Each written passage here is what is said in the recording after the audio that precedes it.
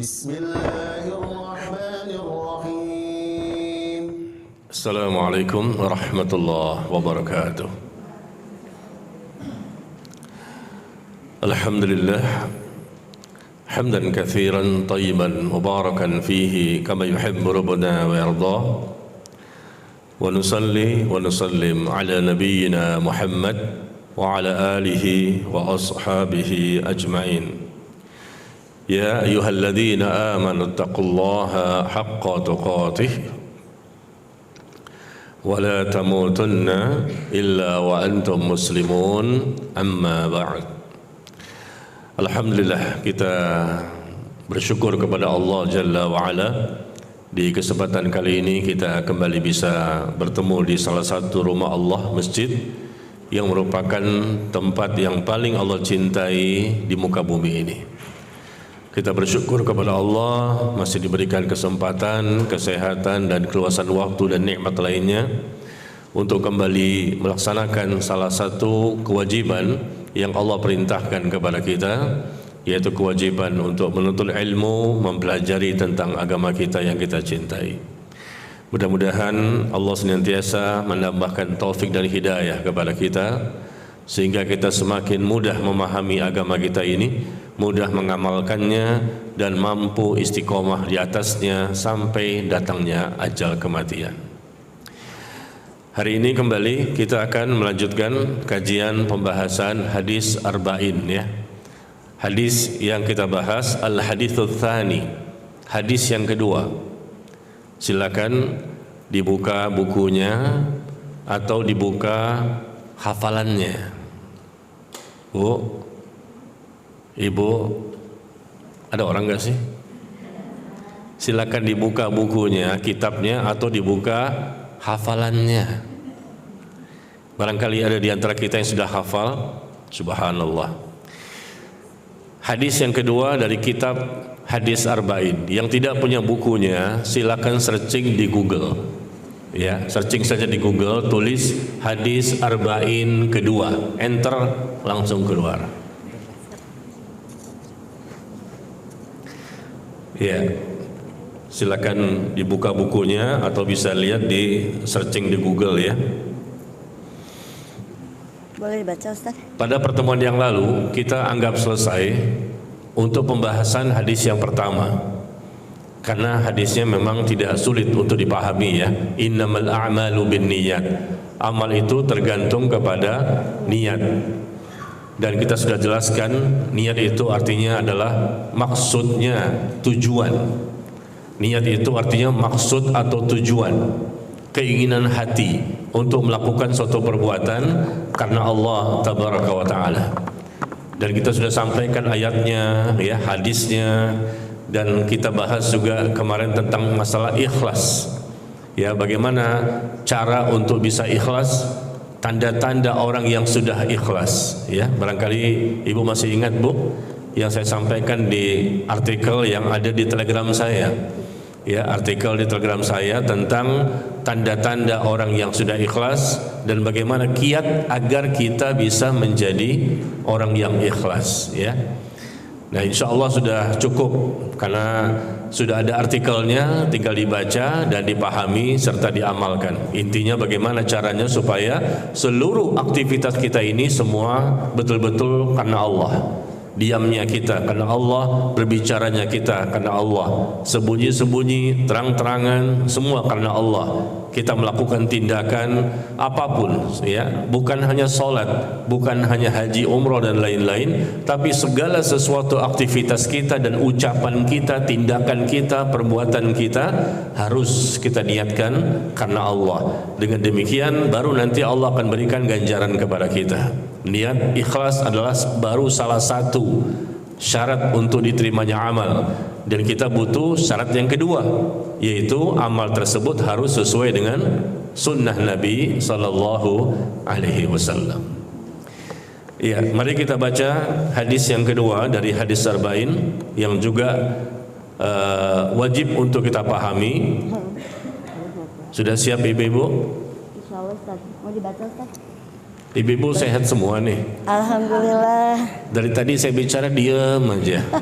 Lagi puasa ya. Ramadan kan masih jauh. Oh, puasa Sya'ban ya, Masya Allah. Sehari puasa, sehari tidak, sehari puasa, sehari tidak ya. Puasa Daud ya. Iya. Betul Bu? Tuh kan, gak ada jawaban. Betul. Capek nih ngomongnya. Malu Ibu ya. Mau kasih tahu iya, takut ria. Mau bilang enggak, memang kagak. Baik, kita baca hadis yang kedua ya. An Umar bin Al-Khattab radhiyallahu anhu qala, hadis dari Umar bin Al-Khattab, semoga Allah meridhoinya. Dia berkata bahwa bainama nahnu julusun 'inda Rasulillah sallallahu alaihi wasallam dzata yaumin ittala'a 'alaina rajulun shadidu bayad ath-thiyab shadidu sawadi asy-sya'r la yura 'alaihi athar as-safar wa la ya'rifuhu minna ahadun.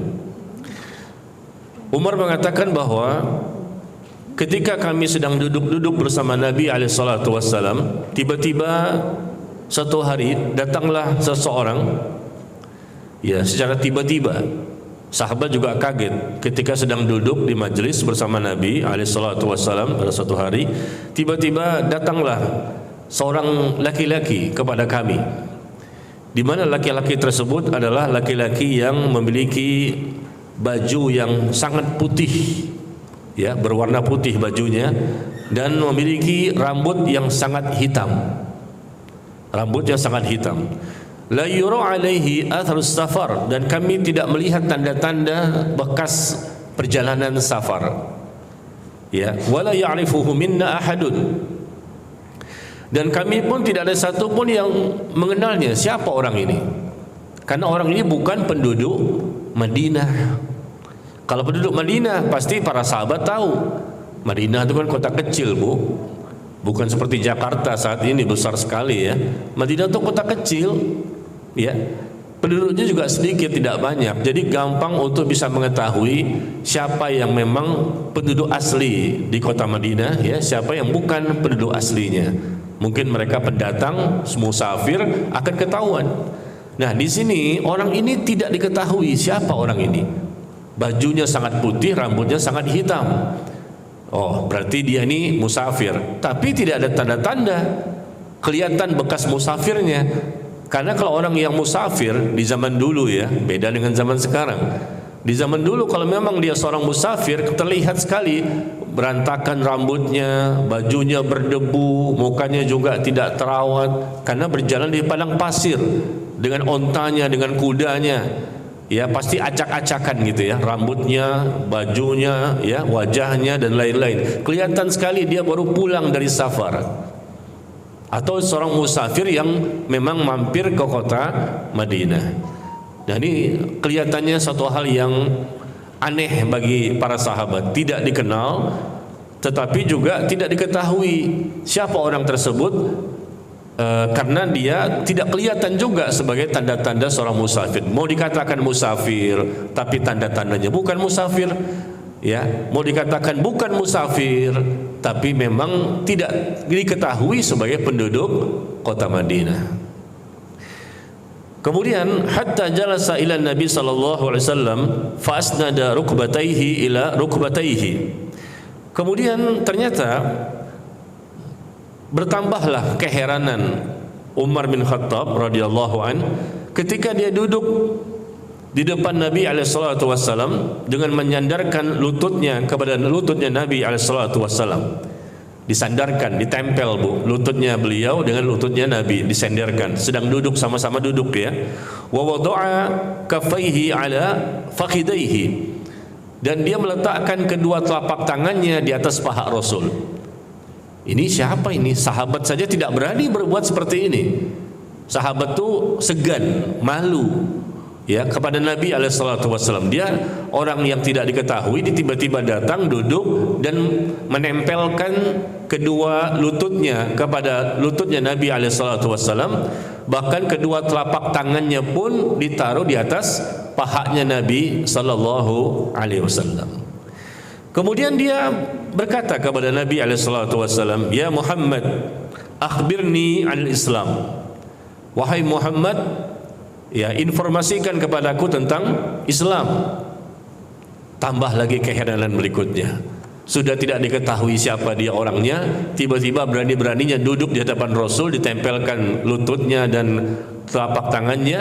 Yang ketiga, nanya lagi, informasikan kepadaku tentang Islam, dan memanggilnya dengan sebutan ya Muhammad.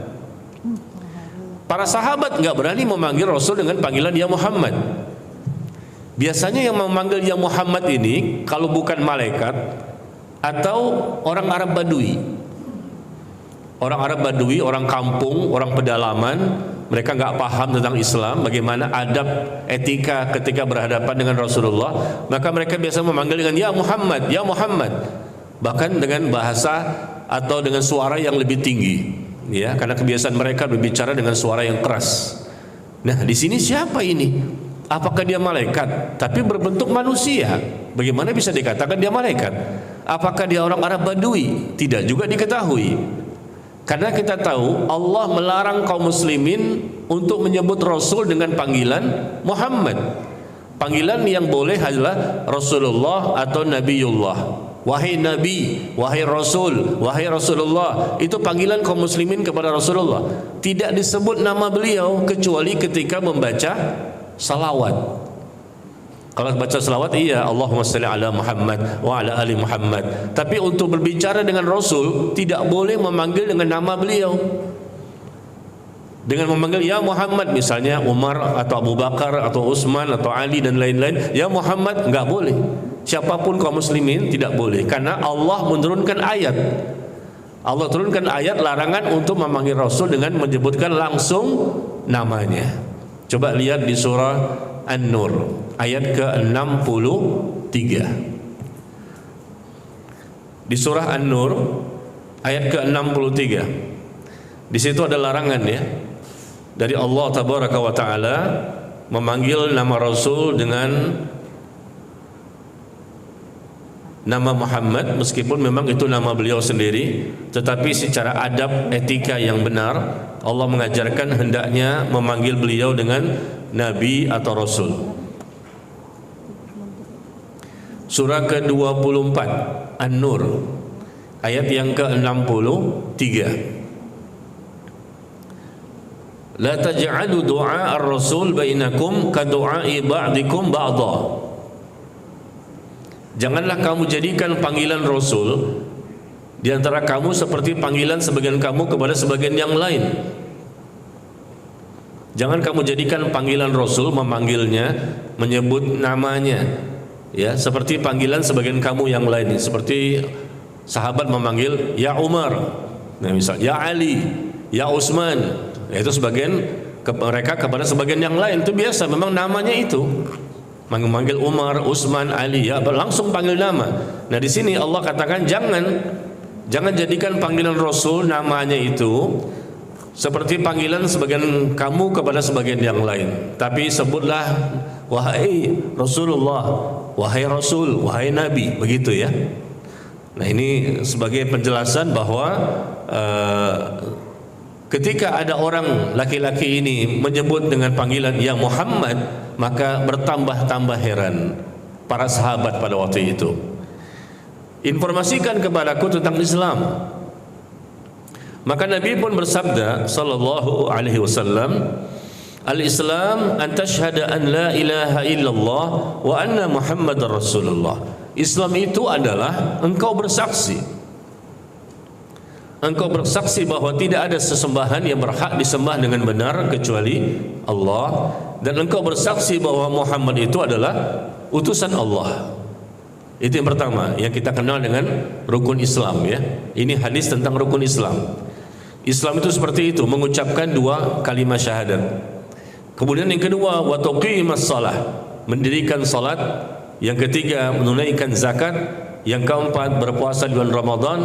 Yang kelima, mengerjakan ibadah haji. Ya. Jadi dia bertanya, Rasul menjawab.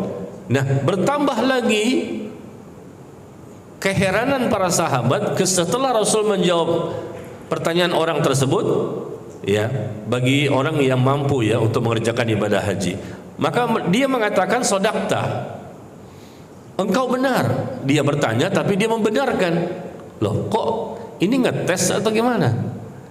Dia bertanya tapi dia membenarkan. Sodakta, engkau benar. Dan tidak sampai di situ, bahkan dia bertanya lagi. Ya, dikatakan di sini fa'ajabna lahu yas'aluhu wa yusaddiquhu. Kami takjub, keheranan, dia bertanya tapi dia juga membenarkan. Dan kemudian dia bertanya lagi, fa akhbirni 'anil iman, informasikan kepadaku tentang iman. Maka Rasul bersabda, iman itu adalah engkau beriman kepada Allah, iman kepada para malaikat, iman kepada kitab-kitab suci yang diturunkan, iman kepada rasul-rasul, iman kepada hari akhir, dan beriman dengan qadar yang baik dan buruk. Ya, dengan ketetapan Allah, takdir yang baik dan takdir yang buruk. Maka kembali dia mengatakan sodakta, engkau benar. Dia bertanya, dia juga membenarkan. Kemudian dia bertanya dengan pertanyaan yang ketiga, fa akhbirni 'anil ihsan, informasikan kepadaku tentang ihsan. Apa itu ihsan? Ihsan itu adalah engkau beribadah kepada Allah seakan-akan engkau melihatnya. Ya, anta'budallaha ka'annaka tarahu. Engkau beribadah kepada Allah seakan-akan engkau melihatnya. Dan jika engkau tidak bisa melihatnya, dan memang pasti tidak akan bisa melihat Allah, fa innahu yaraka, maka ketahuilah Allah itu melihatmu. Ini merasa diawasi, selalu dipantau oleh Allah tabaraka wa taala. Itulah ihsan. Dia bertanya lagi yang keempat. Pertanyaan keempat, fa akhbirni 'anis sa'ah, informasikan kepadaku tentang hari kiamat. Ya, maka Rasul mengatakan tidaklah yang ditanya lebih tahu dibandingkan yang bertanya. Rasul nggak tahu kapan terjadinya hari kiamat. Malaikat pun tidak tahu, semua tidak tahu. Yang tahu hanya Allah Jalla wa Ala. Nah, kemudian dia pun bertanya, fa akhbirni an amaratiha, informasikan kepadaku tentang tanda-tandanya. Nah, kalau tanda-tandanya oke lah, bisa dijawab ya, karena Rasul mendapatkan wahyu dari Allah untuk menginformasikan tanda-tanda kiamat kecil atau tanda-tanda kiamat besar. Di antaranya adalah apa ini, Bu? Seorang ibu yang melahirkan tuannya. Ya, seorang ibu yang melahirkan tuannya. Kemudian engkau akan melihat adanya orang yang bertelanjang dada, tidak memakai pakaian, tidak memakai alas kaki, orang yang miskin banget ya. Dia ini pengembala kambing, tapi nanti dia akan menjadi orang yang kaya.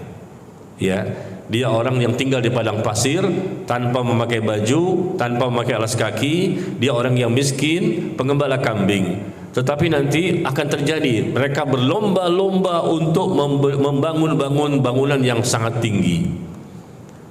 Berlomba-lomba membangun bangunan, dan saat ini sudah terjadi. Subhanallah ya. Berlomba-lomba membangun gedung-gedung yang tinggi sekali. Kemudian setelah selesai, dia pun pergi. Yang bertanya tadi, dia pergi, dan semuanya terdiam. Ya, tidak ada yang berbicara. Tsumma qala li ya Umar. Kemudian Rasul sallallahu alaihi wasallam bersabda kepada Umar dengan mengatakan, "Atadri manis sa'il?" Apakah engkau tahu siapa tadi orang yang bertanya tadi? Dengan beberapa pertanyaan yang mengherankan para sahabat, tidak diketahui siapa orangnya, berani bertanya, mendekatkan diri kepada Rasul. Dan dia bertanya beberapa pertanyaan, dia juga mengatakan benar, tidak terlihat tanda-tanda safar dan lain-lain. Siapakah itu?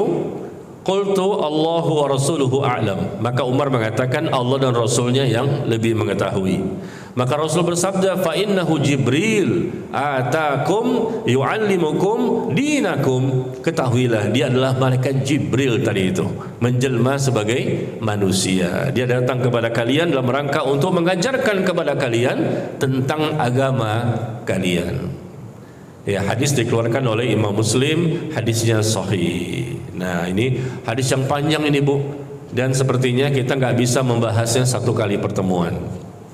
Ya, karena kita akan berikan penjelasan yang lebih detail ya. Kalau di hadis yang kemarin itu pendek ya, yang pertama itu pendek dan detailnya pun sudah ada dalam tulisan artikel.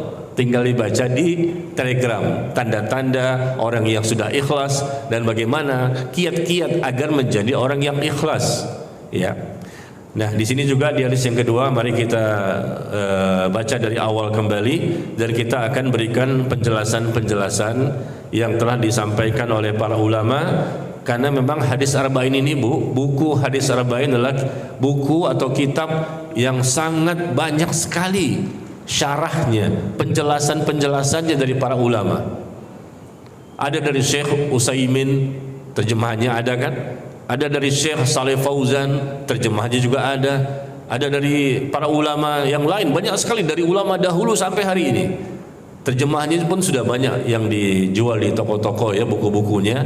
Para ulama berlomba-lomba untuk memberikan penjelasan, ya, syarah tentang hadis-hadis yang ada di kitab hadis arba'in.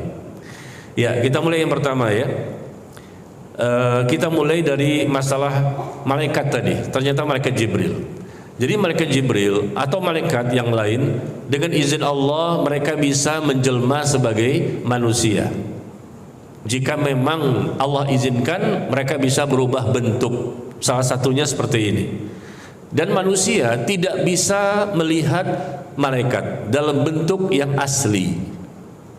Ini kan berubah bentuk menjadi manusia kan. Kalau bentuk yang asli nggak bisa dilihat selama di dunia ya, kecuali yang melihatnya Rasulullah SAW pernah melihat malaikat Jibril dalam bentuk yang asli. Ketika beliau berada di kota Mekah pada waktu itu belum berhijrah, ya, lama sekali beliau menunggu kedatangan malaikat Jibril untuk mendapatkan wahyu berikutnya. Dan pada waktu itu malaikat menampakkan aslinya, ya, begitu besarnya, menutupi langit sehingga Rasul pun pingsan. Dengan 600 sayapnya ada 600, ya, tertutup ufuk timur dan barat, dan Rasul pun pingsan. Luar biasa besarnya itu, ya, untuk menuju langit pertama sampai langit ketujuh cuma dalam waktu yang sangat singkat, bukan pakai pesawat, ya, dalam waktu yang sangat singkat terbang langsung ke atas sampai ke arsy, sampai ke langit ketujuh. Dan malaikat Jibril adalah malaikat yang besar, ya. Jadi seperti itu, malaikat Jibril pernah menampakkan 2 kali dalam wujud yang aslinya kepada Nabi SAW. Yang pertama di kota Mekah, ya, yang kedua ketika di Sidratul Muntaha. Lihat di surah An-Najm. Di awal-awal surah An-Najm, surah saya ini Najmi, surah An-Najm. Di surah An-Najm di awal-awal itu disebutkan bahwa Rasul melihat malaikat Jibril dalam bentuk yang aslinya, rupa yang aslinya. Ini yang kedua kalinya. Adapun kita sebagai manusia biasa, bukan Nabi dan Rasul, tidak bisa melihat malaikat dalam rupa yang asli kecuali kapan? Disebutkan oleh Syekh Saleh Fauzan hafizahullah ta'ala bahwa manusia bisa melihat malaikat dalam bentuk yang asli meskipun mereka bukan Nabi dan Rasul. Kapan itu? Dalam 2 kondisi. Pertama, kondisi ketika akan mati. Ketika akan mati, manusia bisa melihat malaikat karena malaikat datang kepadanya, ya, malaikat maut pencabut nyawa dan malaikat rahmat untuk orang-orang beriman, atau untuk orang kafir, munafik, pendosa berat yang datang malaikat maut sama malaikat azab. Mereka bisa melihat malaikat tersebut. Sebagaimana firman Allah, "Yauma yarawnal malaikah la busyra yauma idzin lil mujrimin." Ingatlah pada hari ketika mereka melihat malaikat. Nah, Allah menyebutkan ingatlah pada hari ketika mereka melihat malaikat. Kapan ini? Pada waktu sakaratul maut. Pada waktu itu mereka melihat malaikat dan malaikat mengatakan kepada mereka yang akan mati ini, calon mayit, tidak ada berita bagimu. Berita gembira tidak ada. Tidak ada kabar gembira bagimu pada hari ini bagi orang-orang yang banyak melakukan dosa. Wa yaqulun hijran mahjura, dan orang yang akan mati tadi kemudian dia mengatakan semoga saya dijauhkan dari musibah ini, semoga saya dijauhkan dari mara bahaya ini. Enggak bisa. Jadi sebelum mati sudah diinformasikan bahwa dia akan mendapatkan siksa kubur. Orang yang mendapatkan siksa kubur, Bu, sudah diinformasikan sebelum matinya bahwa dia akan mendapatkan siksa. Dan ketika akan dicabut nyawanya pun dengan pencabutan nyawa yang keras dan kasar. Karena dia kafir, karena dia pendosa berat, muslim yang munafik, orang yang zalim, orang yang fasik.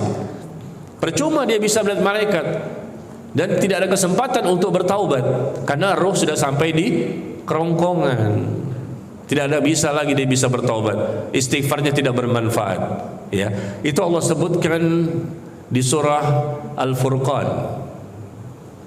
Di surah Al-Furqan, surah ke-25 ya.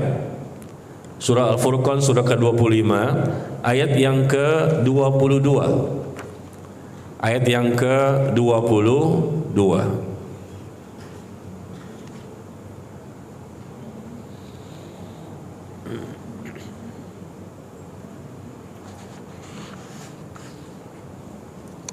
Ada? Ustadz, izin ini mau nyampaikan info sebentar. Ini ada info dari Satpam untuk mobil F1429JE mohon digeser karena menghalangi yang lewat. Syukron dan jazakallahu khairan. Silakan Ustaz. Iya, mobilnya pindahin Bu, kata Satpam. Ya, mobil apa tadi? F1429JE. Iya. Mohon ya. Lamborghini apa Lamborghini itu?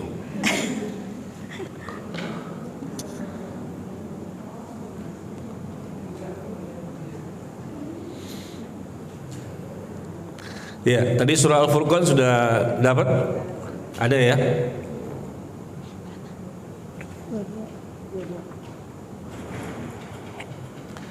Nah, di sini Allah sebutkan yauma yaronal malaika. Barangkali kalau ibu-ibu membaca Quran dan baca surah Al-Furqan ini ayat ke-22, ibu-ibu enggak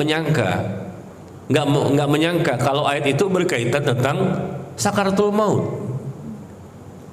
Terjemahannya, ingatlah ketika kamu melihat malaikat dan mereka berkata, tidak ada kabar gembira bagimu pada hari ini bagi banyak orang yang melakukan dosa. Ketika kita baca terjemahan Al-Quran, terkadang kita bisa langsung paham, mudah dipahami. Tapi terkadang terjemahan tidak cukup. Contohnya ayat ini, kita nggak paham, ternyata ini berkaitan tentang sakaratul maut. Kita baca di tafsir Ibnu Katsir dan lain-lain kita baca. Ternyata ini sedang kondisinya, ya sebentar lagi dicabut nyawanya. Ingatlah ketika kamu melihat malaikat, melihat. Jadi orang yang akan mati tadi bisa melihat malaikat. Ibu-ibu pernah pengalaman? Hah? Mau di waktu sekarang? Mau sekarang? Belum. Tapi kan bisa melihat malaikat, Bu. Mau nggak lihat malaikat? Nah, kalau mau melihat malaikat ya bisa tuh. Tapi harus mati dulu nanti. Ya, mau Bu? Nggak mau. Padahal amalnya udah banyak ya. Amal udah banyak aja masih nggak mau, apalagi saya yang sedikit ya. Maka ya tentunya saya lebih nggak mau lagi. Nah, disinilah malaikat itu bisa terlihat karena kita sedang bahas mampukah kita bisa melihat malaikat. Ternyata tidak bisa, kecuali kalau akan meninggal dunia. Ini orang yang dikatakan pendosa, tidak ada kabar gembira bagimu. Tapi bagi orang yang bertakwa, soleh dan soleha, dia pun orang yang masya Allah akidahnya benar, ibadahnya benar, ya lebih banyaklah kebaikan dan ketaatannya. Maka mereka melihat malaikat juga ketika akan mati. Tapi kan mereka statusnya bukan kafir atau munafik, tapi mereka orang yang bertakwa, orang yang saleh, orang mukmin. Dia akidahnya benar, tidak melakukan kesyirikan, ya ibadahnya mengikuti sunnah dan istiqomah di atas itu sampai mati. Maka ketika akan dicabut nyawanya, malaikat datang dan memberikan kabar gembira bahwa dia akan masuk ke dalam surga. Belum mati ini, tapi sudah diinformasikan kamu akan masuk surga. Jangan takut dengan kehidupan setelah kematian, akan dilindungi oleh malaikat, tidak mendapatkan siksa kubur. Jangan bersedih dengan dunia yang sebentar lagi kamu akan tinggalkan. Mau nggak seperti itu, Bu? Subhanallah ya. Nah, ini Allah sebutkan dalam Al-Quran di surah Fussilat. Di surah Fussilat, surah ke-41 ayat yang ke-30. Surah ke-41 ayat yang ke-30. Innal ladzina qalu rabbuna Allah thumma istaqamu tatanazzalu alaihimul malaikah alla takhafu wa la tahzanu wa abshiru bil jannati allati kuntum tu'adun. Ya. Surah Fussilat surah ke-41 ayat ke-30, Allah berfirman, sesungguhnya orang-orang yang mengatakan Rabb kami adalah Allah, kemudian dia istiqomah. Istiqomah di atas akidah dan ibadah yang benar. Ya, maka turunlah malaikat. Coba ibu, kalau baca ayat ini terjemahannya saja, ibu kira-kira tahu nggak bahwa maksudnya ini adalah malaikat yang datang ketika akan mati, akan matinya manusia? Bisa nggak ibu memahaminya? Nggak bisa kan? Turunlah malaikat. Kapan turunnya ini? Ternyata maksudnya turunlah malaikat ketika orang itu akan mati, detik-detik terakhir kehidupan di dunia. Tatanazzalu alaihimul malaika. Malaikat turun dan mengatakan, jangan kamu takut dengan kehidupan setelah kematian, dan jangan kamu sedih dengan dunia yang sebentar lagi kamu akan tinggalkan. Bergembiralah engkau dengan surga yang Allah janjikan untukmu. Allahu Akbar. Ini enggak didapatkan oleh semua manusia ya. Hanya orang bertakwa saja, hanya orang yang soleh dan solehah saja, yang tentunya benar cara beragamanya, yang memang lebih banyak plus dibandingkan minusnya.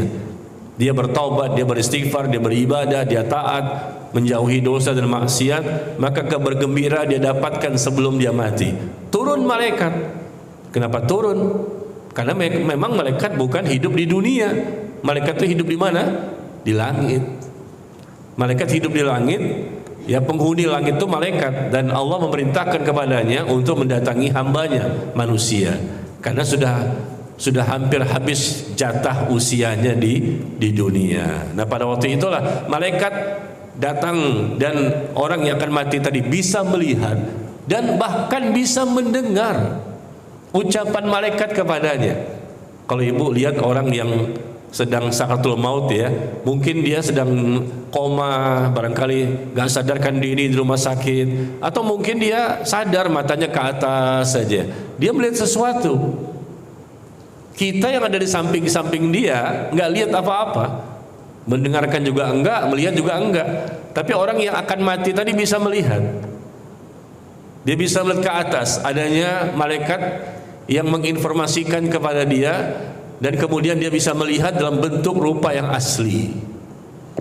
Nah, pada waktu itu ya, kalau dapatnya seperti di surah Fussilat, maka beruntunglah, karena berita gembira. Setelahnya nikmat kubur, dijanjikan surga ya. Tapi kalau dia orang kafir, orang munafik, banyak dosanya, jadilah seperti surah Al-Furqan tadi.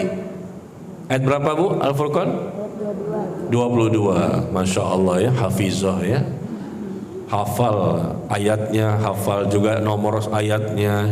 Betul Bu? Kita mulai dari awal deh, Al-Baqarah kita tes ya, hafalannya ya. Jadi melihat malaikat pada waktu itu bisa ya. Dan malaikat yang pertama kali datang kepada orang yang akan mati, malaikat apa?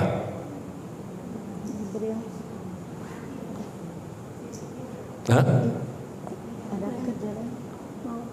Yang pertama kali datang kepada orang yang akan mati, datang malaikat apa? Malaikat maut. Malaikat maut? Iya. Bukan. Malaikat maut terakhir. Sebelum datang malaikat maut, datang dulu malaikat Jibril. Sembarangan. Asbun. Asbun atau asbak, asal nebak. Enggak ada dalilnya. Malaikat datang yang pertama kali, kalau dia mukmin bertakwa, namanya malaikat rahmat. Oh, kok nggak tahu? Kan ibu pengalaman. Di sini belum pernah mati ya? Iya. Malaikat rahmat datang ya, dengan membawa kain kafan berwarna putih dari sorga, dengan wangi-wangian dari sorga, dan kain kafan berwarna putih itu berjenis kain sutra. Nah ini kita nggak bisa lihat, ini hal yang gaib, tapi di hadis disebutkan, hadis yang dikeluarkan oleh Imam Ahmad, ya, dari sahabat Al-Bara' bin Azib radhiyallahu an. Jadi malaikat rahmat datang membawa kain kafan berwarna putih dari sorga dengan wangi-wangiannya, dan kain kafan itu berjenis kain sutra. Untuk apa membawa kain kafan? Kan nanti kita dibungkus juga jenazah kita. Kita dibungkus jenazah kita dengan kain kafan yang kita beli di pasar. Tapi ini malaikat datang membawa kain kafan dari sorga untuk membungkus ruh yang dicabut. Jadi bukan jasad saja, ruh pun juga dibungkus. Nah yang pertama datang adalah malaikat rahmat. Itu kalau yang meninggalnya adalah mereka, ya, orang-orang yang memang bagus, ya, Islamnya bagus, keimanannya bagus, ya, banyak ibadahnya dan lain-lain. Nah setelah itu, ya, mereka duduk sejauh mata memandang, mereka menunggu datangnya malaikat maut. Tidak lama setelah itu datanglah malaikat maut, duduk di samping kepala orang yang akan mati. Di hadis dikatakan demikian. Kalau malaikat rahmat tadi sejauh mata memandang, yang akan mati tadi melihat. Adapun kedua malaikat maut duduk di samping kepala orang yang akan mati. Nah disitulah nanti kalau memang dia tentunya orang-orang yang saleh, bertakwa, benar imannya, akidahnya dan seterusnya, dia mendapatkan kabar gembira, ya, kabar gembira, wa absyiru bil jannati allati kuntum tu'adun alla takhafu wa la tahzanu. Jangan kamu takut, jangan kamu bersedih, bergembiralah engkau dengan surga yang Allah janjikan untukmu. Ya, kemudian dicabutlah ruhnya oleh malaikat maut dengan mudahnya, dan kemudian begitu dicabut, ruh itu langsung diambil alih oleh malaikat rahmat tadi yang sudah siap dengan kain kafannya. Ruh tadi ditaruh di kain kafan dari surga dengan penuh wangi-wangian, ya, dan dari jenis kain sutra. Dan kemudian ruh tadi dibungkus dan dibawa ke langit. Ya, dibawa ke langit pertama, langit kedua, dibukakan langit, pintu langit ketiga sampai langit ketujuh. Nanti Allah berfirman kepada ruh tersebut. Setelah itu ruhnya dikembalikan ke alam kubur dan dimasukkan ke jasadnya yang ada di alam kubur. Dan disuruh duduk ijlis, dan malaikat Munkar dan Nakir bertanya kepada dia tentang siapa Tuhanmu, siapa nabimu, apa agamamu. Nah seperti itu. Jadi ruh itu ada perjalanan yang sangat panjang, ya, ringkasnya seperti itu. Dibawa oleh malaikat rahmat tadi ruh yang dibungkus dengan kain kafan, kalau dia orang yang bertakwa, naik ke langit pertama, dibukakan pintu langit kedua, pintu langit ketiga sampai pintu langit ketujuh, dan disitulah Allah berfirman tentang ruh tersebut, dan dia dimuliakan, dihormati, kemudian dikembalikan ke jasadnya. Ingat, bukan dikembalikan ke jasad yang ada di kuburan. Jasadnya kan dikubur. Kalau dikembalikan rohnya ke jasad yang ada di kuburan gimana? Hidup lagi dia. Getok-getok itu, dia bisa bangun lagi. Ya tidak bisa. Orang yang sudah mati, sudah dikubur, nggak bisa hidup lagi. Karena rohnya sudah tidak ada. Hidupnya orang itu kan ada rohnya. Nah, roh tadi dikembalikan bukan ke jasad yang ada di kuburan. Jasad yang ada di kuburan mungkin 2 tahun, 3 tahun, 4 tahun habis, dimakan oleh belatung, cacing tanah, ya, lama-lama tinggal tulang. Tulang pun habis juga, nggak bersisa. Secantik apapun wanita habis, seganteng apapun laki-laki habis jasadnya, ya.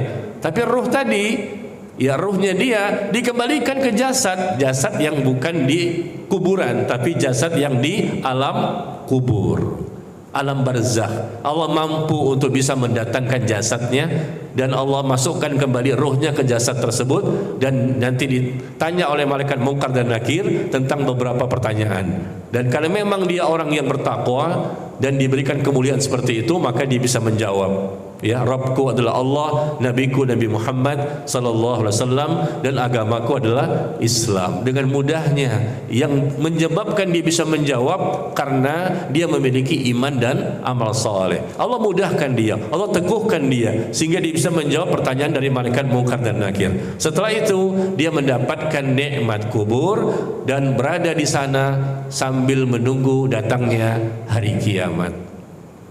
Ya. Nah, ini satu sisi ya, kalau dia mukmin bertakwa. Sisi yang lain, kalau tadi seandainya orang yang kafir, orang munafik, zalim, fasik, banyak berdosanya, meskipun dia muslim tapi banyak sekali, terjadilah surah Al-Furqan tadi. Nah, datanglah yang pertama kali malaikat apa? Malaikat azab. Jangan malaikat rahmat. Malaikat rahmat tadi yang kalau meninggalnya orang mukmin. Ya, yang pertama kali datang adalah malaikat azab. Dan malaikat azab ini berbeda dengan malaikat rahmat. Kalau malaikat rahmat membawa kain kafan berwarna putih dari surga, wangi-wangian dan lain-lain. Adapun malaikat azab membawa juga kain kafan untuk membungkus ruhnya orang kafir. Ya, mereka duduk sejauh mata memandang, kemudian datanglah malaikat maut, dan malaikat maut memberikan kabar duka cita. Tidak ada kabar gembira bagimu pada hari ini. La busyra yauma idzin lil mujrimin, sebagaimana di surah Al-Furqan tadi. Kemudian ketika akan dicabut, bercerai-berai, roh itu nggak mau keluar. Roh itu tidak mau keluar karena dia takut sebentar lagi dia akan mendapatkan siksa kubur. Ketika akan mati saja sudah disiksa dulu, dipukul oleh malaikat, dipukul mukanya, punggungnya. Sebelum mati sudah disiksa dulu. Malaikat azab tadi sudah menyiapkan kain kafan, tapi kain kafan yang kasar dan sangat bau. Ya. Nah, karena dia tidak mau keluar, roh tadi bercerai-berai dalam tubuhnya, dipaksa oleh malaikat maut untuk dicabut, ya, dengan kasar, dengan keras, dan dia pun merasa kesakitan yang luar biasa. Al-yauma tujzauna 'adzabal hun bima kuntum taquluna 'ala Allahi ghairil haqq wa kuntum an ayatihi tastakbirun. Coba kita lihat bagaimana firman Allah yang menggambarkan proses ketika akan dicabutnya orang zalim. Dia merasa kesakitan luar biasa dan dia mendapatkan azab yang sangat menghinakan. Kita ada di sampingnya tapi nggak bisa melihat. Padahal pada waktu itu malaikat sedang memukul wajahnya dan punggungnya. Coba lihat di surah Al-An'am, di surah ke-6 ayat 93.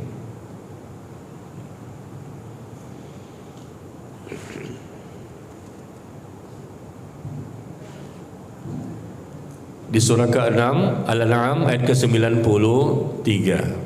Bu, ibu nggak usah buka Al-Quran bagi yang sudah hafal. Bagi yang belum silakan buka. Yang sudah hafal nggak usah buka ya. Kelihatannya di sini banyak yang sudah hafal nih. Betul Bu? Halo. Assalamualaikum. Kok nggak dijawab sih? Malu ya? Iya betul juga sih. Bilang iya, takut ria. Tawadu ya. Surah ke-6 ayat ke-93, betul? Mulai kalimat ini Bu. Walau tara idz zalimuna fi ghamaratil maut. Seandainya kamu bisa melihat, alangkah mengerikan ketika orang-orang zalim itu menghadapi tekanan sakaratul maut. Ada kalimat itu? Ada. Ya Allah, tanya kok nggak jawab ya. Udah kita akhiri deh. Ya, baca doa kafaratul majelis. Iya, mulai kalimat walau tara, dan seandainya kamu bisa melihat ya, alangkah mengerikan dan menakutkan pada waktu itu orang-orang zalim menghadapi tekanan sakaratul maut.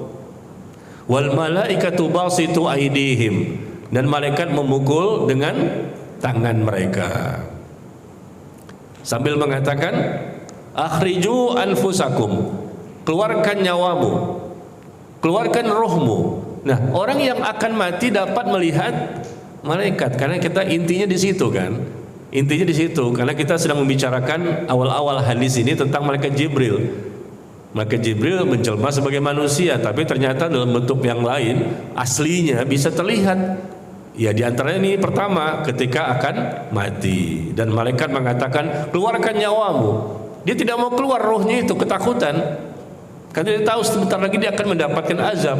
Belum mati saja dipukul oleh malaikat dengan tangannya. Pada hari ini kamu diberikan azab yang sangat menghinakan. Bu, malaikat memukul dengan tangannya kepada orang yang akan mati pada bagian tubuh yang mana, Bu? Malaikat memukul pada bagian tubuh yang mana yang dipukul oleh malaikat? Pernah pengalaman gak sih? Coba lihat di surah. Saya perlu ngasih tahu nggak sih? Takutnya udah tahu semua gitu. Saya kasih bocoran ya. Ayat-ayat yang saya baca, Ibu harus tahu di bocoran saya. Itu ada dalam Al-Quran.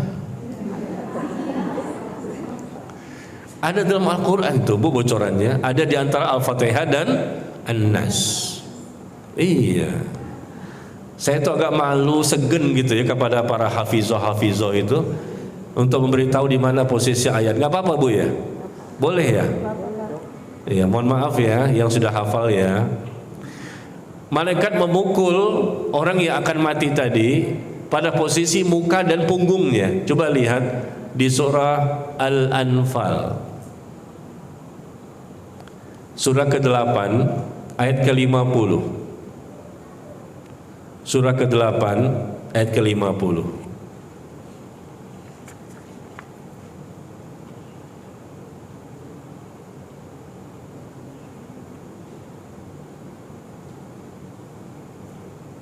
Coba dibacakan.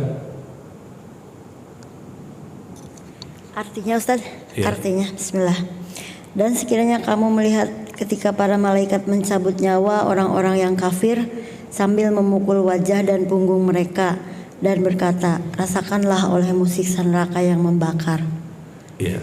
Alangkah mengerikan jika seandainya kamu melihat ketika itu para malaikat memukul orang-orang kafir ketika mereka akan mati, dipukul wajah dan punggungnya sambil dikatakan rasakanlah azab neraka yang membakar. Naudzubillah min dzalik ya. Jadi orang yang akan mati bisa melihat malaikat dalam bentuk yang asli. Kita sedang fokus ke masalah itu kan, bisa melihatnya ini dalam bentuk yang asli. Jadi ketika mereka mendapatkan kabar gembira akan masuk surga, mereka juga bisa melihat malaikat. Ketika mereka mendapatkan kabar duka cita, ya mereka juga bisa melihat malaikat. Ya, dan sebelum mati pun mereka dipukul dulu, mereka disiksa dulu, dan pada waktu itu mereka merasakan luar biasa sakitnya, ya, tapi orang yang ada di sampingnya tidak bisa melihat. Kita lihat dia diam saja seperti orang tertidur gitu ya. Ya, padahal dia sedang disiksa itu. Dan kita yakin demi Allah, Allah ini yang berfirman, bukan saya yang berkata. Ya, apa kata Allah pasti benar. Nah, demikian secara singkat ya perjalanan ruh tadi. Jadi intinya dicabut nyawanya oleh malaikat maut, kemudian diambil alih oleh malaikat azab. Karena yang mati orang kafir atau muslim yang banyak dosanya. Ya, berbeda tadi dicabut malaikat maut lalu diambil alih ruhnya oleh malaikat rahmat. Nah, sini malaikat azab. Dan kemudian dibungkus dengan kain kafan yang kasar, yang bau, yang luar biasa, kemudian dibawa naik ke langit. Nah, dibawa naik ke langit tapi beda. Kalau yang tadi orang mukmin, ruhnya dibawa naik ke langit sampai langit ke-7. Dan Allah berfirman kepadanya, kemudian dikembalikan ke jasad yang ada di alam barzakh atau alam kubur. Nah, di sana dia bisa menjawab pertanyaan. Nah, kalau ini orang kafir maupun muslim yang munafik ini banyak dosanya, ketika sudah dibungkus dengan kain kafan yang bau tadi yang kasar, ya, kemudian dibawa naik ke langit. Baru sampai langit pertama nih yang kita lihat, ini langit yang pertama ini. Tidak dibukakan pintu langit baginya. Jangan sampai langit ke-7, langit ke-1 aja nggak dibukakan. Malaikat meminta, siapa dia? Fulan bin Fulan, dengan bau yang luar biasa, ya, tercium baunya oleh para malaikat. Maka tidak dibukakan pintu langit yang pertama. Kemudian dilemparkan ruh itu. Dan kemudian dia dikembalikan ke jasadnya yang ada di alam barzakh. Dan pada waktu itulah ditanya oleh malaikat Munkar dan Nakir, siapa Tuhanmu? La adri, la adri. Siapa nabimu? La adri. Aku tidak tahu, aku tidak tahu. Apa agamamu? Aku tidak tahu. Aku tidak tahu. La adri, la adri. Rasul menggambarkan seperti itu. Enggak bisa menjawab. Ya sudah, selesai. Langsung mendapatkan siksa kubur. Ya, datanglah malaikat dengan membawa mirzabah. Pada waktu itu karena tidak bisa menjawab, datanglah malaikat yang buta matanya dan tuli. Karena dia tidak bisa menjawab, dengan membawa godam, palu dari besi yang kalau dipukulkan ke gunung rata dengan tanah jadi debu. Ternyata godam palu ini dipukulkan tepat di ubun-ubun orang yang kafir tadi dan orang munafik muslim yang banyak dosanya. Bagaimana Bu? Gunung yang besar, tinggi, keras dipukul sekali rata dengan tanah. Sekarang godam itu dipukul oleh malaikat yang matanya buta dan dia pun tuli, dipukulkan tepat di ubun-ubun, di keningnya orang kafir tadi atau orang munafik. Maka dia pun rata dengan tanah. Kemudian Allah hidupkan kembali dia dan terus dia mendapatkan siksa seperti itu sampai hari kiamat. Na'udzubillah min dzalik ya. Ya, na'udzubillah. Jadi dikembalikan ya, dikembalikan roh itu. Jadi kita sebetulnya Bu, kita ini hidup di dunia, dicabut roh, jasad ditanam, kita hidup lagi. Tapi hidupnya bukan di dunia, hidup di alam kubur atau alam barzakh. Dan itu adalah akhirat yang pertama kali. Al-qabru awwalu manazil akhirah. Kubur itu adalah tempat pertama, fase pertama dari kehidupan alam akhirat. Ketika kita bicara akhirat, maka yang pertama kali yang namanya akhirat adalah alam kubur. Kalau di sana selamat, Allah mudahkan fase-fase berikutnya. Kalau di kubur sudah tidak selamat, maka berat dan sulit baginya melalui fase-fase berikutnya dan peluang yang sangat besar dia mendapatkan siksa berikutnya dengan siksa api neraka. Ya, na'udzubillah min dzalik. Nah, tadi yang saya bahas yang pertama baru ya, manusia bisa melihat malaikat dalam bentuk aslinya. Kapan Bu? Ketika sakaratul maut. Satu lagi, manusia bisa melihat malaikat ketika datangnya azab. Datangnya azab di dunia ini, datangnya siksaan, datangnya hukuman, balasan keburukan, dan manusia sudah tidak diterima taubatnya. Karena selama ini ditunggu-tunggu, ternyata mereka tidak mau bertaubat. Maka Allah hukum mereka dengan azab. Pada waktu itulah mereka bisa melihat malaikat. Tapi tidak bermanfaat lagi iman mereka, taubat mereka, istighfar mereka. Sekarang saya minta ibu menjawabnya. Di mana suratnya? Yang bisa jawab dapat hadiah. Ada kan hadiah? Ada. Saya kasih bocoran ya. Ayat itu ada dalam Al-Quran. Ada di antara Al-Fatihah dan An-Nas. Itu bisa jawab. Ayo, siapa duluan? Open Google. Pertanyaannya adalah di mana posisi ayat surat ketika Allah menginformasikan bahwa kalau sudah datang azab, ya, ketika mereka bisa melihat malaikat, maka tidak bermanfaat iman mereka, taubat mereka, istighfar mereka, karena Allah sudah takdirkan, Allah tetapkan mereka mendapatkan azab. Taubat mereka tidak akan diterima. Pada waktu itu mereka bisa melihat malaikat. Itu dikatakan Syekh Saleh Fauzan hafizahullah taala ketika mensyarahkan hadis ini. Surah apa? Kita tunggu sampai zuhur ya. Kan yang ingin menjawab. Tuh, udah ada tuh hadiahnya. Apa Bu? Tiket umroh ya? Ini Ustaz. Oh, buku. Buku sifat salat Nabi. Buku sifat salat Nabi.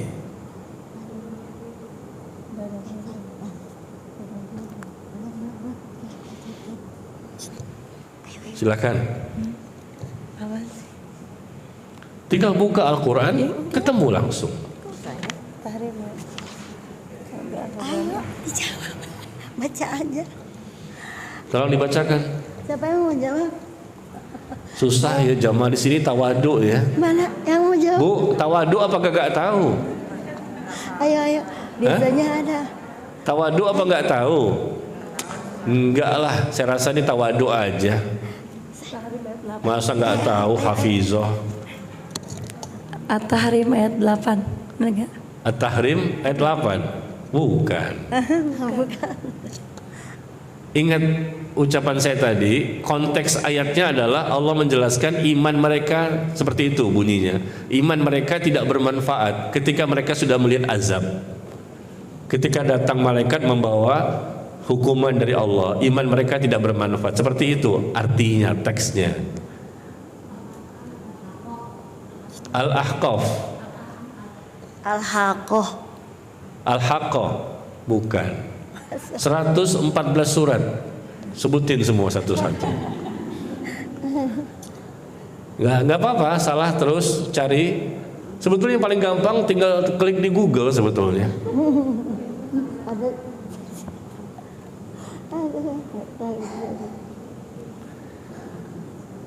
Ibu-ibu kan di sini udah ngaji 30 tahun. Iya. 30 tahun apa 40 tahun? Berarti udah banyak dong ilmunya. Baca Quran seminggu sekali khatam.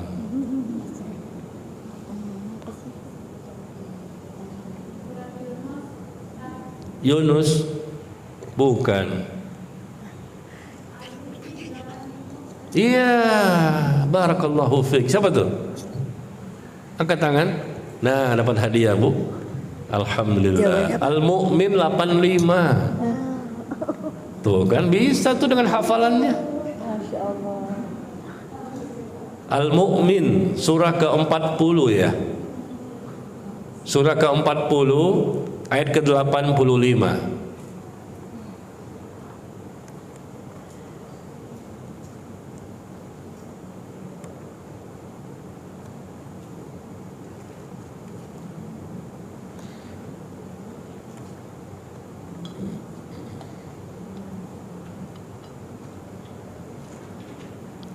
Ya, Al-Mu'min 85. Allah berfirman, maka iman taubat mereka pun tidak bermanfaat bagi mereka tatkala mereka telah melihat siksa kami. Itulah sunnah Allah yang telah berlaku terhadap para hamba-hambanya, dan di waktu itu binasalah orang-orang kafir. Syekh Shalih Fauzan hafizahullah ta'ala ketika memberikan penjelasan hadis yang kedua ini, hadis arba'in, beliau menyebutkan bahwa malaikat bisa dilihat ketika akan mati seseorang itu, baik dia muslim maupun kafir. Dan kedua, malaikat bisa terlihat ketika datangnya hukuman. Dan beliau menukil surah Al-Mu'min ayat ke-85. Al-Mu'min ayat ke-85. Pada waktu itu manusia bisa melihat malaikat dengan izin Allah. Dan itu pernah terjadi, Bu, ketika terjadi peperangan. Ketika terjadi peperangan kaum muslimin dengan orang kafir di zaman Rasulullah SAW, orang-orang kafir melihat adanya malaikat berjubah putih. Mereka datang memberikan bantuan, pertolongan kepada kaum muslimin. Akhirnya kaum muslimin memenangkan peperangan. Nah, mereka datang membantu kaum muslimin karena mereka jumlahnya sedikit, persenjataannya terbatas. Sedangkan orang kafir sangat banyak jumlahnya dan lengkap persenjataan. Tapi malaikat datang untuk membantu kaum muslimin dan mengalahkan orang-orang kafir. Pada waktu itu orang kafir melihat adanya malaikat yang datang untuk memberikan hukuman kepada mereka. Demikian ya. Al-Mu'min 85.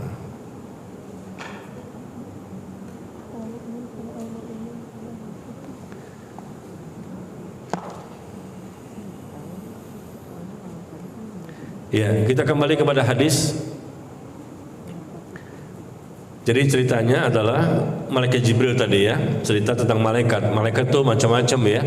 Ada sayapnya 2, sayapnya 3, sayapnya 4. Sedangkan malaikat Jibril berapa sayapnya, Bu? 600. 600. Sayapnya Ibu? Mana dua, ibu nggak punya sayap, itu bukan sayap. Kalau punya sayap itu artinya bisa terbang.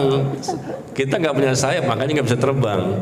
Jadi malaikat itu berbeda-beda ya, jumlah sayapnya berbeda. Kata Allah di ayat pertama surah Fatir, surah ke-35, surah ke-35, surah Fatir, ayat yang pertama. Allah menyebutkan di situ bahwa malaikat ada yang jumlah sayapnya 2, 3 atau 4. Sedangkan malaikat Jibril ada 600 sayap ya. Mereka berbeda-beda tingkatannya.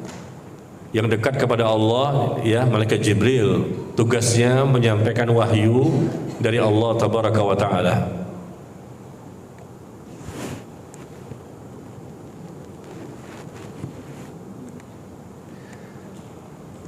Malaikat untuk mencabut nyawa namanya siapa, Bu? Malaikat mencabut nyawa namanya malaikat maut ya, bukan malaikat Israel. Malaikat Israel itu informasinya tidak ada dalam Al-Quran dan hadis. Ya. Malaikat Israel itu penamaan untuk pencabut nyawa didapatkan dari kisah-kisah orang-orang terdahulu, orang Yahudi dan Nasrani.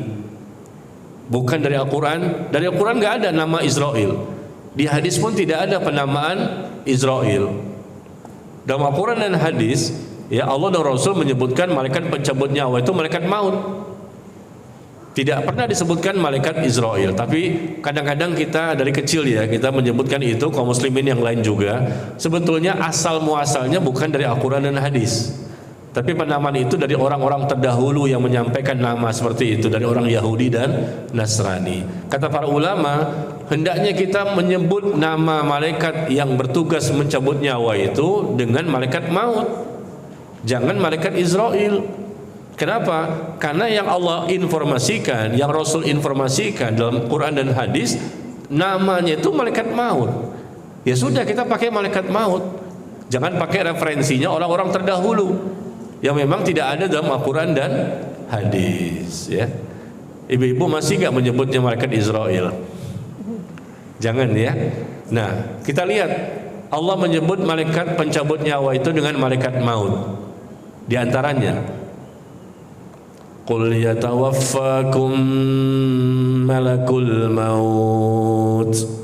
Qul yatawaffakum malakul maut. Qul yatawaffakum malakul maut alladhi mukkila bikum thumma ila rabbikum turja'un. Itu tentang malaikat maut. Katakanlah, kata Allah, Allah mengatakan, katakanlah malaikat maut yang diserahi tugas untuk mencabut nyawamu akan mematikanmu dan kamu akan dikembalikan kepada kami. Katakanlah ya, qul yatawaffakum malakul maut alladhi wukila bikum thumma ila rabbikum turja'un. Katakanlah malaikat maut yang diserahi tugas untuk mencabut nyawamu akan mematikan kamu dan kamu pun akan kembali kepada kami. Allah katakan malaikat maut yang diserahi tugas, namanya malaikat maut, tapi kenapa jadi Israel? Karena kita nggak paham.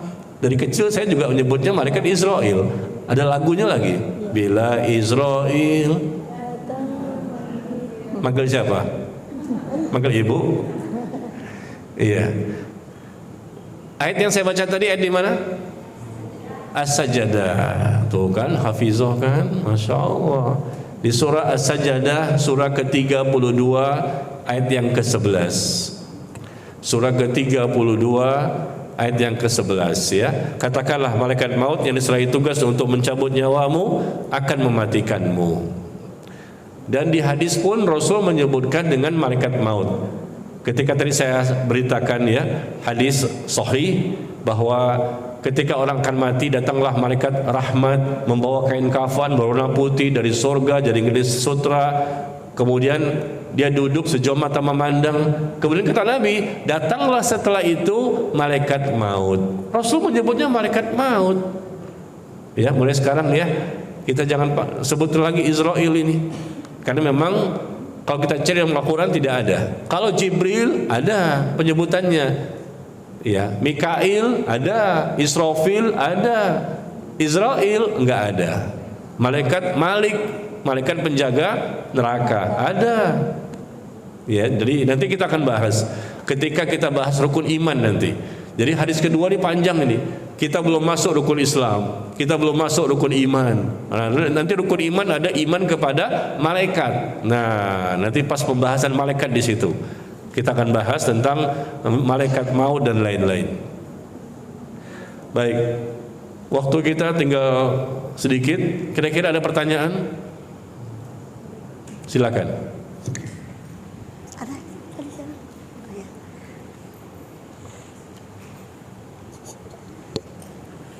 Bismillahirrahmanirrahim. Assalamualaikum warahmatullahi wabarakatuh. Tadi yang saya dengarkan tadi ketika malaikat maut dan malaikat azab tadi mencabut nyawa orang-orang kafir dan orang-orang mukmin, kemudian tidak dibukakan pintu langit ya, kemudian ruh itu dikembalikan kepada jasadnya di alam barzakh. Kemudian ada malaikat yang buta menyiksanya, memukul bunuhnya sampai hari kiamat. Kemudian kalau saya lihat di surat ayat Yasin 52 itu ada orang yang di alam kubur ketika dibangkitkan sama Allah, siapa yang membangkitkan saya gitu. Nah, itu gimana Ustaz? Tentang siksa kubur yang sampai di hari kiamat gitu. Sedangkan di situ kelihatannya ya orang-orang itu pada tidur gitu. Di surat Yasin ayat 52. Baik. Ya, terima kasih. Barakallahu fiik. Baik. Ya, kita lihat ya, surat Yasin ayat ke-52. Qalu ya wailana man ba'athana min marqadina hadza ma wa'ada ar-rahmanu wa sadaqal mursalun. Yasin ayat ke-52.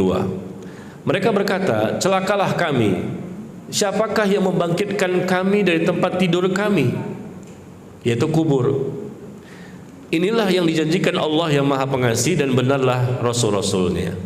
Kalau kita baca ayat ini terjemah semata, kita akan bingung. Gimana sih? Katanya ada siksa kubur sampai hari kiamat. Ada juga nikmat kubur sampai hari kiamat. Di sini dikatakan tidur. Makanya itulah fungsinya kita belajar tafsir. Kalau bisa di rumah tuh kita punya kitab tafsir yang terjemahan. Kalau nggak paham, beli yang bahasa Arabnya.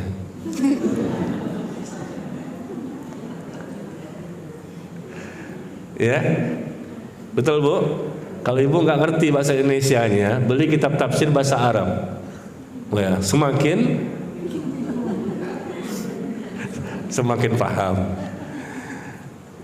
Ibu-ibu di sini kan mohon maaf ya, kayaknya tergolong orang yang mampu deh. Bisalah beli kitab tafsir ya. Di pasar tuh dijual Bu, toko-toko buku. Ibu beli kitab tafsir sehingga nanti ketika membaca ayat-ayat itu paham, oh peristiwa ini, oh ini maknanya.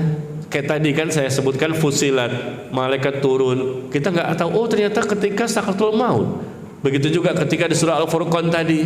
Di surah Al-Furqan ya, malaikat terlihat. Ingatlah ketika kamu melihat malaikat, mereka melihat malaikat. Kapan ini? Oh ternyata ketika Sakratul Maut. Itu semua disebutkan. Rasul menjelaskan ayat tersebut atau para sahabat menjelaskan ayat tersebut. Coba kalau pakai terjemahan saja. Enggak semua Al-Quran itu bisa dipahami dengan terjemahan ya. Bu, saya sarankan ibu membeli buku tafsir Sahih Tafsir Ibnu Katsir. Saya rekomendasikan beli Sahih Tafsir Ibnu Katsir. Coba searching di Google. Judulnya ya, Sahih Tafsir Ibnu Katsir. Warna bukunya itu Hijau kuning Pak Ustaz. Hijau kuning. Berapa jilid tuh? 9 ya. Warna bukunya hijau kuning.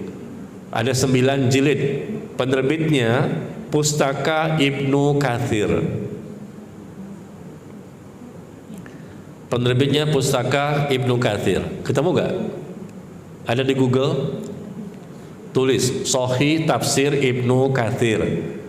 Ada 9 jilid. warnanya hijau dan kuning.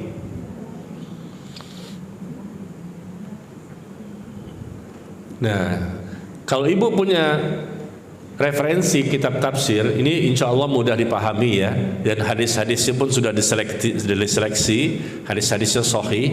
Insya Allah kalau ketika ibu punya masalah, apa sih maknanya, tinggal dilihat, tinggal buka, oh ini gitu loh. Baik, ini sekedar memudahkan saja ya. Bisa bu beli bukunya? Ya, jilbabnya aja 3 juta, bajunya 6 juta, tasnya Hermes, kremes. Masa nggak bisa beli kitab tafsir ya? Baik, kita sekarang lihat Yasin 52. Mereka berkata, artinya orang-orang yang berada di alam kubur ini, mereka berkata, celakalah kami, siapakah yang membangkitkan kami dari tempat tidur kami, kubur. Seakan-akan mereka ini tidur, padahal kita katakan ada nikmat kubur, ada siksa kubur. Informasi nikmat dan siksa kubur itu lengkap banyak sekali dalam Al-Quran dan hadis. Seakan-akan kontradiksi. Nah, begini bu penjelasannya. Disebutkan oleh para ulama dalam kitab tafsirnya bahwa terjadilah tiupan sangkakala yang pertama, dihancurkan langit dan bumi beserta isi-isinya, kecuali beberapa yang memang Allah tidak hancurkan, seperti arsy, seperti sorga, neraka tidak dihancurkan, bidadari sorga ya tidak dimatikan, tapi secara umum dimatikan, dibinasakan. Langit saja hancur, bumi hancur, dan seluruhnya mengalami kematian. Ya, ini tiupan sangkakala pertama. Nah, kemudian ada lagi tiupan sangkakala kedua, di mana semua yang sudah mati itu, manusia-manusia dan jin yang sudah berada di alam kubur, dibangkitkan kembali, dan mereka dikumpulkan di padang mahsyar dalam kondisi tidak berpakaian, telanjang semuanya, laki-laki maupun wanita, tidak beralas kaki, dan mereka belum berkhitan. Itu disebutkan di hadis. Dibangkitkan nanti di padang mahsyar, semuanya kita sama, mau kafir muslim sama, dalam kondisi telanjang semua, dan kemudian tidak memakai alas kaki dan belum berkhitan. Dikumpulkan, digiring menuju ke padang mahsyar, tempat yang sangat luas, ya, rata, dan tidak ada bangunan, tidak ada tempat-tempat yang tinggi. Seluruh manusia, yang manusia pertama sampai manusia terakhir, dikumpulkan semua di situ. Nah, maksud ayat ini kata para ulama dalam kitab tafsirnya adalah ketika sudah ditiup sangkakala yang pertama, maka manusia yang pada waktu itu sudah dimatikan semua, mereka dalam kondisi tidur. Mereka ditidurkan. Begitu datang tiupan sangkakala yang kedua, maka mereka bangun. Nah, ini maksudnya. Ketika terjadi tiupan sangkakala yang kedua, ya, maka orang-orang kafir, orang-orang yang banyak dosa, orang-orang zalim merasa ketakutan. Siapakah yang membangunkan kami dari tidur kami? Celakalah kami. Karena mereka tahu setelah ini mereka dapat siksa lagi. Nah, begitu. Karena mereka merasa baru aja tidur agak enakan dikit. Karena begitu lamanya disiksa dari awal sebelum mati sudah mendapatkan hukuman, dipukul oleh malaikat. Sekali lagi ya, orang kafir pasti mendapatkan ini. Adapun orang kafir tidak akan diringankan siksanya. Adapun orang kaum muslimin, ya, mereka terbagi dua. Ada yang mendapatkan nikmat kubur, ada yang mendapatkan siksa kubur. Adapun siksa kubur pun terbagi-bagi lagi dari kaum muslimin. Ada kaum muslimin yang mendapatkan siksa kubur sebentar, cuman sehari. Ada yang seminggu, ada yang beberapa abad. Ya, ada yang sampai hari kiamat, muslim, tapi sampai hari kiamat mendapatkan siksa kuburnya. Kenapa? Dia tidak sholat, dia pecahkan kepalanya dengan batu sampai hari kiamat. Dia mempelajari Al-Quran, tapi dia tolak Al-Quran, dipecahkan kepalanya dengan batu sampai hari kiamat. Dia berdusta dengan kedustaan yang tersebar kemana-mana, dan dia disiksa sampai hari kiamat. Dan kita tahunya di hadis ada keterangannya seperti itu. Dosa-dosa yang menyebabkan kaum muslimin disiksa kubur sampai hari kiamat. Tapi ada juga yang sebentar, tergantung dengan kadar dosanya. Jadi kembali kepada surat Yasin tadi, disebutkan dalam tafsir bahwa ini kondisinya ketika tiupan sangkakala pertama dimatikan semua, kemudian mereka tidur. Nah, kemudian ditiupkan lagi sangkakala kedua, maka mereka semua manusia akan dibangkitkan dan hidup kembali, dan digiring menuju padang mahsyar. Dan jaraknya saya tidak tahu, jarak waktunya. Kalau ditanya Pak Ustadz, antara tiupan sangkakala pertama dengan kedua, kan mereka tidur nih, berapa lama mereka tidurnya? Saya nggak tahu, karena setahu saya tidak ada informasinya berapa lamanya mereka tidur itu, ditidurkan. Karena memang ketika terjadinya tiupan sangkakala pertama itu kan terjadinya hari kiamat, hancur semuanya, kecuali beberapa yang memang tidak Allah hancurkan dan tidak dimatikan. Nah, kemudian waktunya berapa lama untuk menunggu datangnya tiupan sangkakala yang kedua? Kita nggak tahu informasi. Kalau sudah masalah gaib, kita nggak boleh bicara, kecuali kalau ada dalilnya. Kita kan nggak tahu, ya. Kecuali kalau dalilnya ada, baru kita bisa tahu. Intinya adalah ketika itulah mereka tidur, dan kemudian ditidurkan, kemudian mereka dibangkitkan kembali, bahkan semuanya ketika tiupan sangkakala yang kedua. Dan pada waktu itu mereka kaget dan mengatakan, ya wailana, celakalah kami, siapakah yang membangkitkan kami dari tempat tidur kami ini? Karena mereka merasa lebih nyaman sekarang kan, udah nggak dapat siksa lagi. Sebentar, ya sebentarnya berapa lama saya tidak tahu ya. Nah, akhirnya mereka mengatakan, celakalah kami, siapakah yang membangkitkan kami dari tempat tidur kami, yaitu dari kubur ini. Bagi orang-orang beriman, orang-orang bertakwa, mereka tidak mengucapkan kalimat ini. Ketika ditiup sangkakala kedua, mereka bangkit dari kuburnya, mereka merasa senang, bahagia, karena mereka mendapatkan naungan dari Allah. Allah menyelamatkan mereka, memberikan perlindungan, memberikan pertolongan. Untuk siapa ini? Orang bertakwa. Ya. Tapi bagi orang kafir dan pelaku-pelaku maksiat dari kaum muslimin yang memang mereka belum mendapatkan ampunan dari Allah, maka mereka kembali mengeluh dan menyesali perbuatan-perbuatan yang mereka lakukan selama di dunia. Ya wailana, alangkah celakanya kami, betapa celakanya kami. Karena mereka tahu setelah ini orang kafir pasti mendapatkan lagi siksa neraka. Dan bagi kaum muslimin, ada yang diampuni bisa jadi dengan izin Allah setelah itu, ada juga yang memang Allah berkehendak untuk dia merasakan juga siksa neraka. Seperti itu, Bu. Iya. Assalamualaikum ya Ustadz. Saya baru 6 bulan ini pensiun Pak Ustadz. Setelah 40 tahun saya bekerja. Nah, berarti sekarang usia saya sudah 60. Nah, setelah pensiun itu saya merasa menyesal karena begitu banyak ketertinggalan saya akan bekal untuk akhirat Pak Ustadz. Nah, sedangkan usia umat Rasul itu kan antara 60 sampai 70 ya Pak Ustadz. Nah, bagaimana cara saya mengejar ketertinggalan saya agar saya bisa selamat di akhirat nanti Pak Ustadz, terutama menjalani segala tahapan-tahapan yang sebagian sudah saya dengar Pak Ustadz, supaya saya bagaimana agar saya bisa selamat di akhirat nanti Pak Ustadz. Terima kasih Pak Ustadz.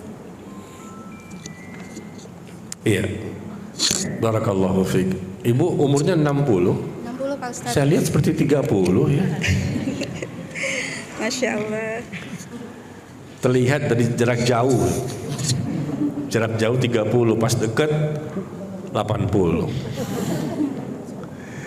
Iya, barakallahu fiik. Ya, kita semuanya tidak tahu ya. Semuanya masih misteri kan. Selamat atau tidak kita tidak tahu. Tapi yang jelas kita berusaha maksimal untuk bisa selamat. Bagaimana caranya? Cuman satu, Bu. Kalau kita ingin selamat di akhirat, cuman satu, jadilah orang bertakwa. Selesai. Jadilah kita orang bertakwa. Karena Allah sebutkan dalam begitu banyak ayat dalam Al-Quran. Yang Allah selamatkan, Allah cintai, Allah ridhoi, Allah ampuni, Allah rahmati, Allah berkahi. Selalu orang bertakwa. Ya sudah selesai, Allah terima amalnya. Allah berikan pahala. Selalu orang bertakwa. Maka tinggal target kita adalah gimana caranya umur yang tinggal sedikit, sisa-sisa umur yang kita tidak tahu ya berapa lama lagi, mungkin ada yang 1 hari lagi, mungkin nanti sore ya, mungkin juga masih 20 tahun lagi, kita nggak tahu. Tapi yang jelas tinggal sedikit, siapapun manusianya. Nah, target kita adalah ingin bisa menjadi orang bertakwa, karena Allah menjelaskan orang bertakwa itu saja yang selamat. Adapun yang tidak bertakwa tidak akan selamat. Ibu merasa sudah 60 tahun baru saja pensiun, ya selama ini barangkali bekerja sibuk dengan dunia, apa saya bisa menjadi orang bertakwa? Kenapa tidak? Jika Allah berkehendak, kun fayakun. Allah yang bisa memberikan kekuatan dan kemampuan bagi seseorang untuk menjadi orang bertakwa. Bu, yang sudah lama belajarnya dari umur 20 tahun, 30 tahun barangkali udah ngaji ke sana kemari, belum tentu bertakwa. Belum tentu bisa bertakwa. Takwa itu tidak semata-mata pasti ditentukan oleh orang yang sudah lama ngajinya. Wah, ngaji udah lama tuh, ya banyak hafal ayat dia, hadis segala macam. Belum tentu juga. Masalahnya dia paham nggak? Setelah paham, mengamalkan nggak? Kalaupun mengamalkan, istiqomah nggak? Nah, banyak kan Allah menilai hambanya itu seperti itu. Maka kita jangan suuzon kepada Allah dan jangan berputus asa. Masih terbuka peluang bagi kita untuk bisa berubah. Bu, saya dan teman-teman yang lain ini pun sedang berusaha juga, on the way. Sama-sama kita sedang dalam perjalanan. Ibu jangan merasa, wah Pak Ustadz sih udah enak deh. Siapa bilang? Nggak ada keterangan dari Allah. Ibu-ibu juga nggak tahu juga tentang pribadi masing-masing kan? Yang sudah jelas surganya, selamatnya, diterima amal ibadahnya dan taubatnya, Allah mencintainya, Allah meridhoi cuma 2. Yang sudah jelas pasti, yaitu Rasulullah dan para sahabat. Itu aja. Ada ayatnya. Allah menerima amal ibadah mereka, Allah menerima taubat mereka, Allah janjikan pada mereka surga, Allah mencintai dan meridhoi mereka, Allah mengampuni dosa mereka. Itu ada ayatnya, Allah turunkan. Sedangkan kita nggak ada. Bagaimana kita bisa pede banget? Amal kita semua masih misteri, bukan miskin. Miskin. Misteri amal kita, bukan miskin. Ya, jadi kita nggak tahu. Tapi kita nggak boleh putus asa. Bisa jadi. Kata Rasulullah apa? Ada orang yang awalnya dia melakukan kebaikan-kebaikan, Bu, sampai jarak dia dengan surga tinggal sejengkal, sehasta. Tapi kemudian dia berubah. Di akhir-akhir hidupnya, akhirnya dia masuk ke dalam neraka. Awalnya dia bagus, bertahun-tahun terus ya. Ya, dia seperti penghuni surga ini kayaknya nih, besar peluang. Tinggal sejengkal, tinggal sehasta. Tapi kemudian waktu berubah, dia pun berubah. Tapi ada orang yang dari awal hidupnya dia jauh dari agama ini, begitu banyak dosa dan kemaksiatan yang dia lakukan, dan Rasul menggambarkan dia dengan neraka tinggal sejengkal. Dikit lagi sekali langkah masuk neraka. Saking banyak dosa yang dia lakukan. Tapi kemudian berubah. Di akhir-akhir hidupnya dia berubah. Dia bertaubat dengan taubat nasuha. Dia sungguh-sungguh memperbaiki dirinya. Dia beristighfar, minta ampun kepada Allah. Dia menyesali semua perbuatan yang dia lakukan selama di dunia. Dia mengejar ketertinggalannya. Dia minta kepada Allah taufik dan hidayah agar dia bisa menjadi orang bertakwa. Akhirnya Allah jadikan dia mampu dalam kondisi di akhir-akhir hidupnya, mungkin setahun sebelumnya, mungkin 5 tahun sebelumnya, mungkin 10 tahun sebelumnya, atau mungkin besok dia mati. Ternyata hari ini dia bertobat. Bisa nggak? Bisa. 2 hari lagi, dia nggak tahu kapan dia mati, tapi ternyata bisa jadi 2 hari sebelum kematiannya dia berubah dan betul-betul dia minta ampun, minta dimaafkan semua kesalahannya, dan Allah terima taubat nasuhanya. Bisa nggak? Allah terima. Begitu Allah terima, berarti kan 0. Orang yang Allah terima taubatnya berarti sama saja tidak punya dosa. At-taib minadz-dzam. Orang yang bertobat dari dosa itu sama saja tidak punya dosa. Padahal baru 2 hari loh. Ya, setelah itu dia baru meninggal dunia dan dia tidak tahu kalau tinggal 2 hari lagi dia mati atau besok dia mati, dia nggak tahu. Cuman hari itu memang dia berkeinginan untuk bertaubat dengan taubat nasuha, minta ampun, dia menangis, meneteskan air mata, dia bergetar tangannya, ya Allah ampuni diriku atas semua kesalahanku ini. Dia berusaha mengejar ketertinggalannya, tapi kan dia nggak tahu tinggal berapa sisa umurnya. Tahu-tahu ternyata tinggal sehari atau 2 hari. Tapi karena memang sebelumnya Allah terima taubat nasuhanya, maka dia pun Allah ampuni, nggak punya dosa. Kalau nggak punya dosa gimana? Otomatis selamat. Target kita di akhirat ingin masuk ke dalam surga. Target kita di dunia sampai mati, target kita ini kita perjuangkan adalah ingin bisa menjadi orang yang bertakwa. Karena orang bertakwa saja yang Allah selamatkan nanti. Dunia diselamatkan, di akhirat diselamatkan. Ya, jadi kalau ibu tanya tadi apa yang mesti saya lakukan di sisa-sisa umur ini, kita semua sama ini, tinggal sisa-sisa semuanya. Jadi jangan menyanyikan panjang umurnya ya.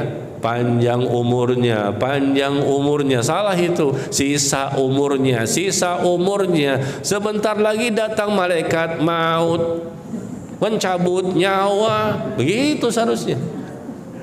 Mencabut nyawaku.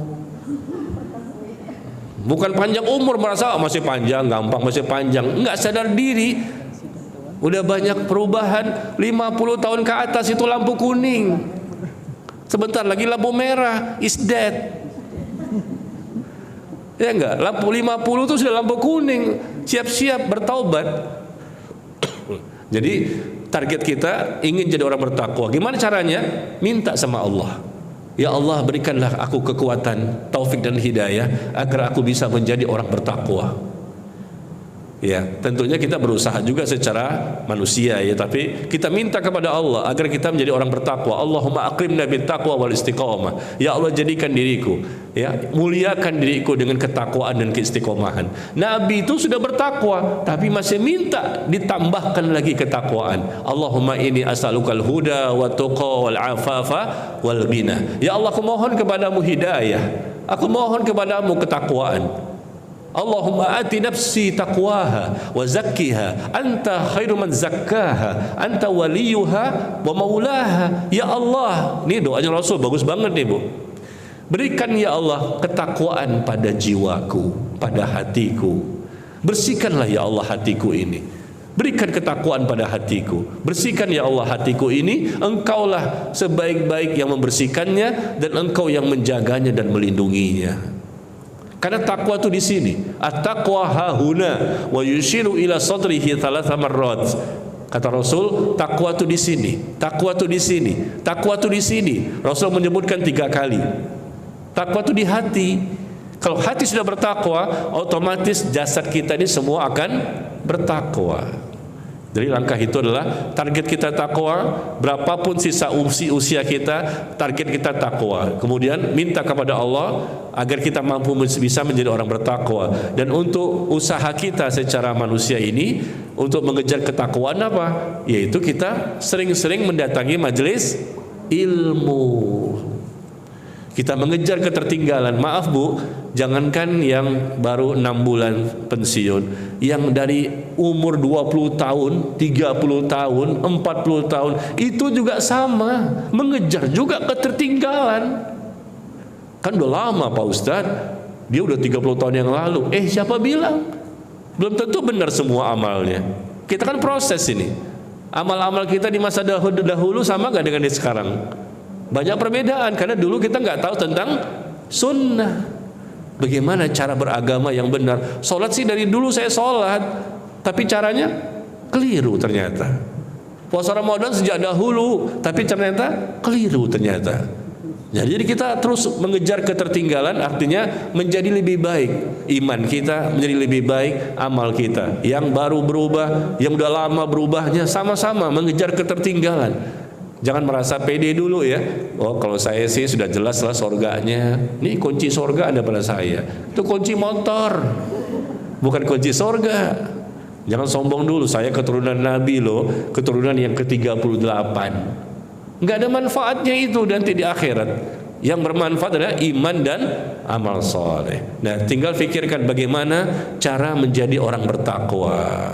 Maka perbanyak nuntut ilmu, perbanyak baca Quran, bergaulah dengan orang-orang yang salehah, supaya kita semakin baik. Bergaul dengan wanita-wanita yang salehah. Bagi ibu yang bertanya tadi, ya, perbanyak ngaji sana, ngaji sini. Sekarang udah libur kan, nggak ada kerja lagi, maka perbanyak ngaji. Di mana ada kajian-kajian sunnah, datangi, supaya kita makin bertambah iman, makin bertambah ilmu, makin bertambah semangat untuk beramal soleh. Kemudian jangan lupa, ini juga yang terbesar setelah berdoa. Ini yang terbesar. Apa itu? Perbanyak taubat. Perbanyak bertaubat, bertaubat setiap desahan nafas, setiap tarikan nafas. Bertaubat, minta ampun kepada Allah. Lakukan 8 syarat taubat nasuha. Hendaknya kita bertobat bukan tobat sembarangan, tapi tobat nasuha, tobat yang sebenar-benarnya taubat, sehingga hilanglah semua dosa-dosa kita. Meskipun waduh banyak ketinggalan ini, banyak sekali yang saya tidak ketahui, banyak sekali yang saya tidak kerjakan, taubat. Kalau begitu taubat diterima, selesai, nol. Nah, bagaimana taubat itu bisa diterima? Lakukan taubat dengan ilmu. Nah, ibu bisa lihat di telegram saya ya. Saya punya telegram. Di telegram saya ini ada 8 syarat taubat nasuha. 8 syarat, judulnya artikel itu 8 syarat taubat nasuha. Ibu bisa lihat bagaimana cara bertaubat dengan benar supaya Allah menerima taubatnya dan diampuni semua dosanya. Lihat ya, di tanggal 16 September di Telegram ya, aplikasi Telegram.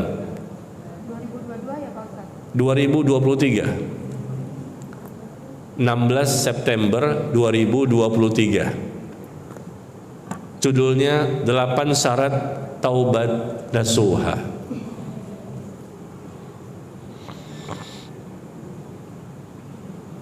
Ibu-ibu punya Telegram? Punya handphone?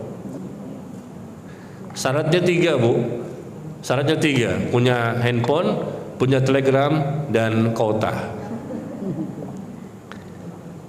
Lihat, 16 September 2023. Judulnya 8 syarat taubat nasuha. Nah, di situ silakan baca sendiri ya. Saya jelaskan di sini bagaimana cara bertaubat agar dosa-dosa kita semua diampuni. Ya, saya rasa itu ya yang bisa ibu kejar. Tetap menuntut ilmu, datang ke majelis ilmu, majelis ta'lim di mana-mana, perluas pergaulan dengan orang-orang yang solehah supaya ibu tetap di atas keistiqomahan, ya, tetap semangat mengejar ketertinggalan, ya, banyak-banyak berdoa, banyak-banyak bertaubat. Insya Allah, ya, nanti Allah akan berikan kemampuan kepada kita untuk bisa semakin lebih baik. Intinya jangan lakukan sesuatu tanpa ilmu. Islam ini berdasarkan ilmu, berdasarkan dalil, berdasarkan keterangan. Ikuti cara beragama yang benar sebagaimana Rasulullah SAW dan para sahabatnya. Ketemu, Bu, artikelnya? 16 September. Yang belum ketemu coba tanya sama teman-teman di sampingnya ya.